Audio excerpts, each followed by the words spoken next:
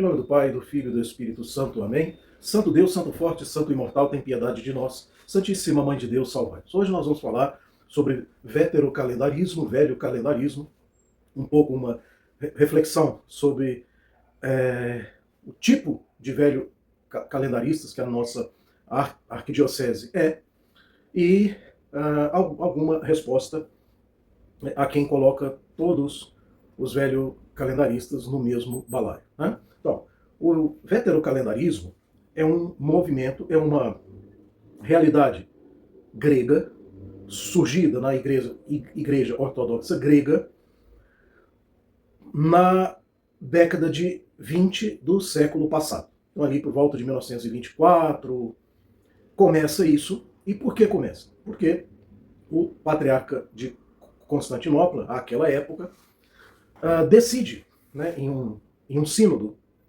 que o nome certo não é sínodo, mas em um congresso pan-ortodoxo, que não foi tão pan assim, porque várias igrejas importantes não participaram, decide modificar o calendário.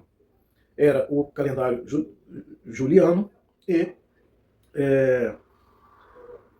cria-se uma mistura a partir dele, a partir desse, vamos chamar assim, a partir deste congresso, com o calendário gregoriano, né? Existe uma diferença, existe um gap entre ambos os calendários de 13 dias. Então, por exemplo, a data do Natal, para ambas as igrejas, em ambos os calendários, ocorre no dia 25 de dezembro. Só que, no calendário juliano, esta data, 25 de dezembro, ocorre 13 dias depois do 25 de dezembro no calendário gregoriano. Então você que está ouvindo, que nunca ouviu falar disso, pensa assim, mas criar uma divisão só por causa de um calendário de data é muito pouco. E, de fato, se fosse só isso, seria muito pouco. Né? É uma questão só de tempo, de cálculo de tempo. Né? E, já abrindo um parênteses aqui, essa questão de data é tão séria que, para aquelas igrejas que seguem digamos assim, o calendário juliano reformado, todas as festas são celebradas segundo a data gregoriana, exceto a Páscoa. Porque a Páscoa tem cânones muito claros sobre como é o cálculo dela. Então, nenhuma igreja ortodoxa celebra a Páscoa no mesmo dia. Existem, por exemplo, o ano passado, se eu não me engano, coincidiu, celebra a Páscoa na mesma data que a Igreja Católica Romana. Né? Então, houve uma reforma, mas a data da Páscoa, o cálculo da data da Páscoa foi mantido conforme o calendário juliano. Tá? Neste congresso, diversas igrejas não aceitaram esta reforma, por exemplo, a Igreja Russa, o Patriarcado de Moscou. Né? Algumas inicialmente não aceitaram, depois mudaram de ideia, como a Igreja Antioquena. Mas, como eu dizia, não era apenas uma questão de calendário. Era o espírito que estava por trás desta mudança, um espírito ecumenista. Tá? Não por acaso este patriarca de Constantinopla, dessa época, foi membro fundador do Conselho Mundial de Igrejas, ou pelo menos foi o primeiro ortodoxo a se filiar a este movimento, que é claramente maçônico. Tá? Então, o que é o ecumenismo? Primeiro, ecumenismo refere-se só a igrejas cristãs. As relações com tradições religiosas não cristãs, a estas relações se dá o nome de diálogo interreligioso. Então, o que é o ecumenismo? Em termos muito simples, é tentar uma convivência, uma união de todas as igrejas cristãs, independente do que elas pensam. Não vamos pegar aqui o que é comum e vamos trabalhar em cima disso. Ora, primeiro, ecumenismo e relativismo são muito bem unidos. E todo relativismo doutrinal acaba em relativismo moral. Isso você pode observar por si mesmo. Pegue uma pessoa que fala muito de ecumenismo e tente ver a vida moral dela. Você vai ver que é uma vida quase sempre relativista. Inclusive em aspectos mais sérios, como, por exemplo, moral, como, por exemplo, bioética, como moral, ética matrimonial, moral sexual. Né? O ecumenismo é filho do relativismo. E o relativismo doutrinal leva ao relativismo moral. Disso eu não tenho dúvida nenhuma. Bom, a essa decisão deste patriarca e acatada pela igreja grega, surge uma resposta, inicialmente apenas de fiéis e de padres. Eles dizem, não, a gente não vai aceitar isso. E essas pessoas são perseguidas. E aí que eu acho que faltou discernimento.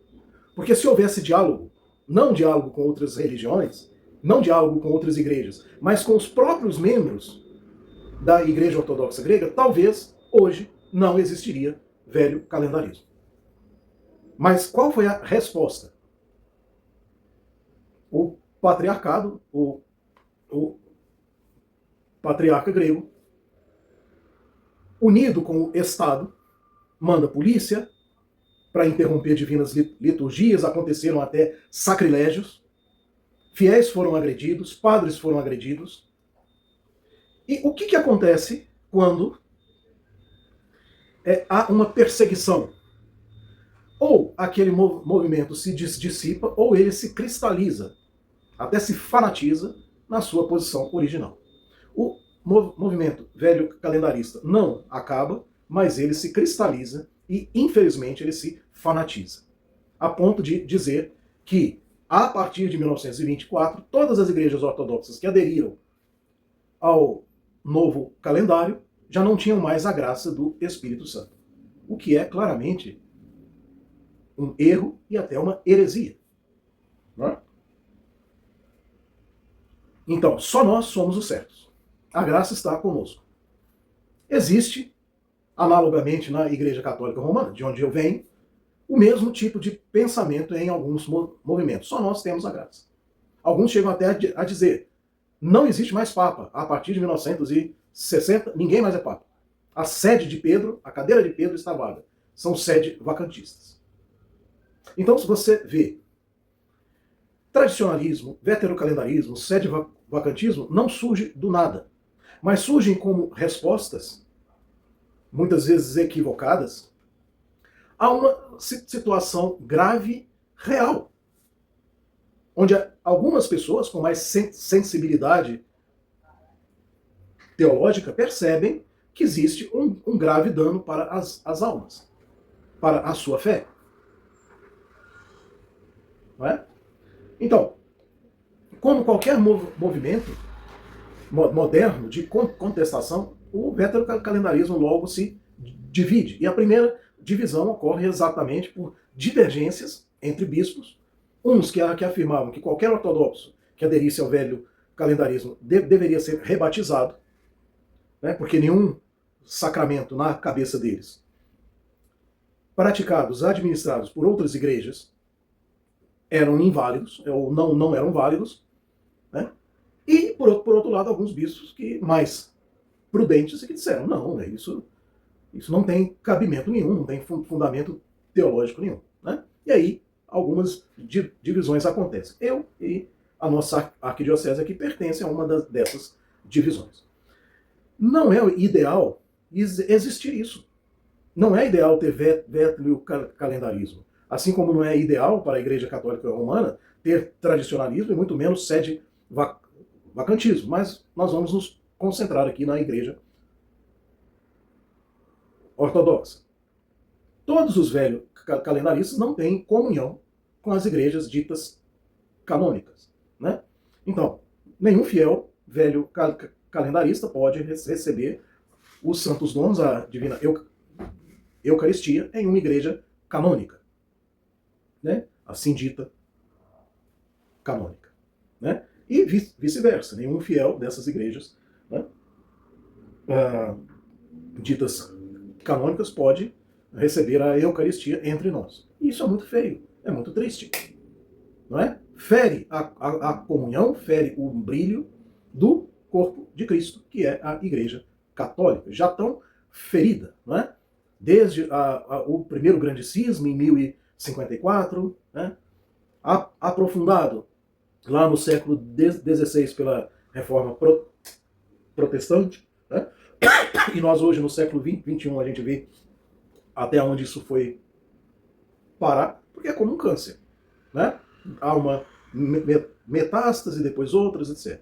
Eu gostaria muito de ser canônico. Eu gostaria, e um dia eu espero, em vida ainda, ver isso, que eu possa participar de uma liturgia com outros padres, de outras igrejas, que não haja este ranço, né? Mas por que nós existimos aqui no Brasil? E aqui eu quero fazer uma análise do ponto de vista de quem deixou a Igreja Católica Romana para ser ortodoxo. Por que eu deixei a Igreja Católica Romana? Primeiro, positivamente, pela minha verdadeira paixão pela teologia ortodoxa, que cala muito mais no meu coração, que descortina para mim horizontes que a teologia católica romana, assim, que é muito racional, não consegue me dar isso. Primeiro, e em segundo lugar, pela mística ortodoxa, que é uma mística com um sabor muito mais dos primeiros cristãos do que a da Igreja Católica Romana, e que se expressa admiravelmente na divina liturgia. Né? Pegue uma liturgia católica romana, pegue uma liturgia bizantina, de São João Crisóstomo. Qualquer pessoa verá que há muito mais espiritualidade mística, espiritualidade, vírgula, mística, né? Sentido do sacrifício e da adoração devida a Deus, que é Pai, Filho e Espírito Santo, do que na missa católica romana atual. E mesmo na antiga, né, hoje chamada de rito extraordinário, onde os fiéis não participavam e não ouviam nada, fica muito claro, né, o gap, o grande abismo que existe entre a igreja original, a igreja católica original, que é a igreja ortodoxa, e a igreja católica romana. Outro motivo pelo qual, que aliás é filho desse primeiro, a grande crise moral e doutrinal da Igreja Católica Romana em nossos tempos.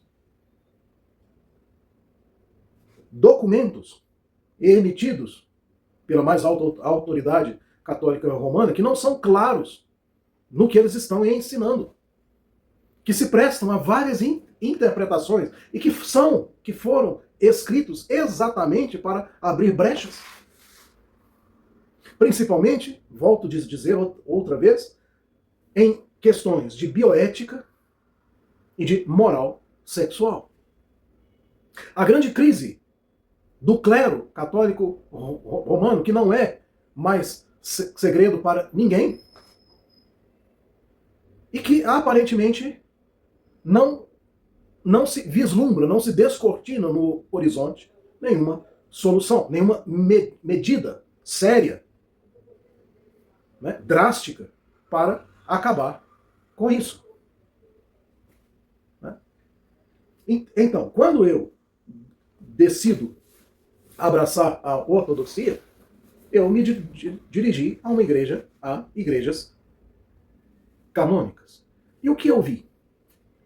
Né? E, graças a Deus, o que eu percebi e que ainda não conseguia perceber completamente, e que depois, né, me aprofundando, venho a ser informado de várias coisas que me assustaram.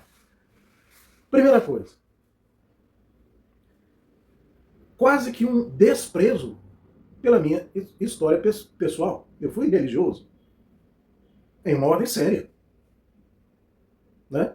E para essas pessoas que parecem que não têm uma formação para este acolhimento, então é mais fácil colocar todo mundo no mesmo saco, né? Então esse que foi religioso por 16 anos, aquele jovenzinho de 20 anos que não tem religião nenhuma, ou que vem de uma igreja protestante, não, todos são tábula rasa. Aqui vocês vão fazer a catequese. Que, gente, é a mesma catequese católica romana, com pouquíssimas diferenças. Entendam bem, a teologia ortodoxa, ela é profundamente diversa da teologia católica romana. Mas, curiosamente, o catecismo, os rudimentos da fé, se você pegar um catecismo bom, católico romano, e outro ortodoxo, você verá que eles vêm juntos até o filioque, né? E até a jurisdição universal do Papa, que é uma heresia, né? Que não tem fundamento bíblico. Mas é praticamente a mesma coisa. Então, o primeiro choque. Não sabem tratar um católico romano que queira ser padre. Sabe muito mais tratar, que queira ser padre, desculpa, que queira ser ortodoxo. Sabe muito mais tratar um evangélico, se sentem muito mais confortáveis do que uma igreja, do que alguém oriundo de uma igreja, que tem muito mais pontos de contato do que os evangélicos com a ortodoxia. Segunda coisa, pessoas que começaram a me demover do desejo de ser padre. E que depois eu vim a saber que eram oriundas de igrejas derivadas da igreja brasileira, que decidiram ser ortodoxas, e que em menos de 6 meses já tinham sido reordenados, porque o sacerdócio deles não era válido. Aí essa pessoa, que hoje até é um bispo de uma igreja aí canônica, me diz, não, primeiro seja ortodoxo, deixa passar uns anos. Ué, né? Que hipocrisia que é essa? Depois que você conseguiu o seu intuito, né? Você resolveu o seu problema, os outros que se lasquem. Né? Ou casos, até, que eu ouvi dizer, e que tem pessoas que juram de pé junto que é verdade, de padre de uma igreja canônica aí, que é maçom. E alguns dizem que o bispo dele também é, e que tem foto dele com traje maçônico. Ou de igreja, e isso tem até um vídeo do próprio bispo deles dizendo, que é oriunda de um grupo meio esotérico, meio perennialista, onde eles se decidiram, naquela linha do René Guénon, cada um ir para uma religião tradicional. Então a gente resolveu, e isso é o que o próprio bispo fala numa entrevista. Então, alguns resolveram ser ortodoxos. Aí a gente foi procurando, aí achamos em Portugal um bispo, né?